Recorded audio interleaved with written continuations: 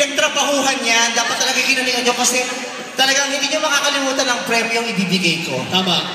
Okay. So, ngayon, kayo po ang magde-decide kung sino po ang mananalo. Yes, sa pamamagitan po ng palakpak na may kasamang hiyaw. Kung sino po ang gusto yung manalo, yung po ang papalakpakan niya na may kasamang hiyaw. kaya simulan na po natin mga kaibigan. Umpisa natin of course, girl number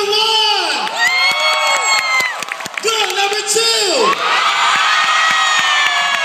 Girl number 3! Number 4! And number 5! Oh, pumili tayo ng top 2. O sige.